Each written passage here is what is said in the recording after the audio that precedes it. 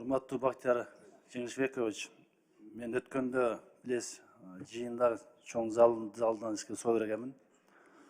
Мына 2025 жыл бюджетибизге өткөндө айттым эле, өзүңүз айткан жашоо курчуну 7000 сом деп статистика бериптир. Ушул биздин эң төмөн алган пенсионерлердики канча деп айтсам так жооп берген эмес, бирок мага кийин да чалуулар болду. Мен 4,5 мың десем, адан ылдый пенсиялар бар экен.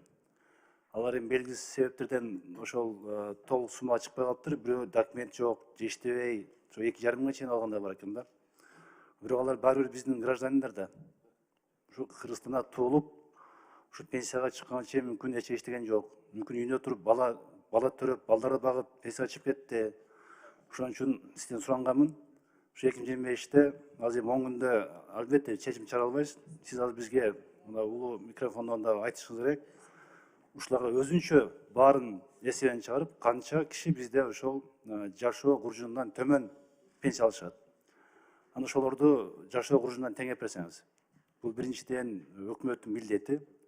Биз Конституцияда белгиленген ошондой адамдарды бакканга милдет алганбыз.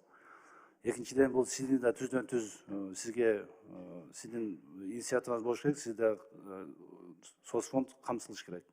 Ошон үчүн сиз азыр да айттыңыз, ушул эң төмөн пенсия алгандарды жашоо курчуна теңеш керек. Эми азыр биз немени көтөрүп койсок пенсияны 20 миң, 30 миң, 40 миң аларга пропорционный кошуп кетпайбы? Биз ошону дагы мындай калыс карасак, эң кыйналган адамдарды биз өзүнчө бөлүп, алар жашоо курчунан теңеп бериш милдет. Алар эми билебиз, эми баары эле мындай балдардын кароосунда эмес, жалгыз жашагандар да бар. Алар эмне кылыш керек андан кийин? Алар талаада калып өлүп калбаш керек да.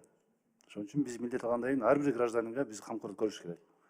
Ошон үчүн азыр да сөзүңүздү айтып коюңуз, анан 2020 жылдын башында бизге алып келесиз документти, биз жогорку кеңеште мен депутаттар колдоп берет деп.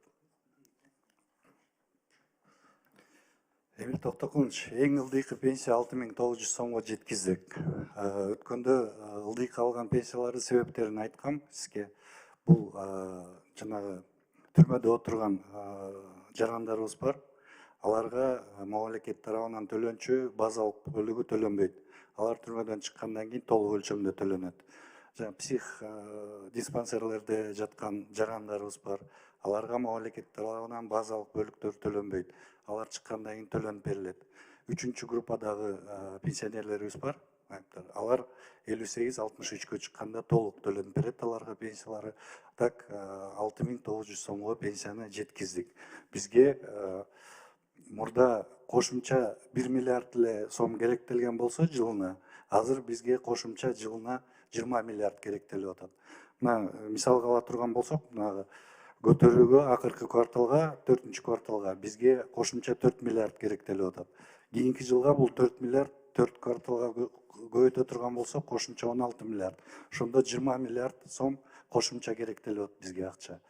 Көтөрүп атабыз пенсияны. Анан баардыгын эле тегиз көтөрө бергенде биз камсыздандыруу принцибин сакташыбыз керек.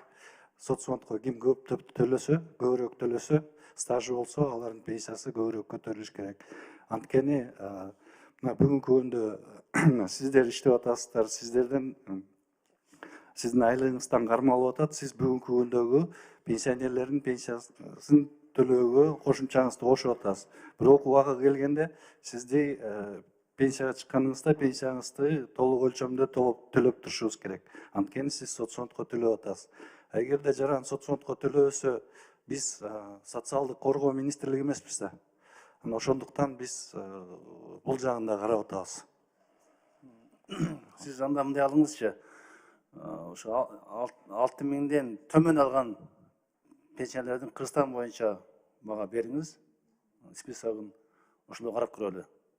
Чынында ошол түрмөдө жаткан же ошондо оорулуу адамдар, психбольницада жаткандар бекен, же жөнөкөй адамдар да төмөн алган бар, ошону тактап алалы. Аны сиз көзгө отуруп карайсыз. Канча адам чынында ошол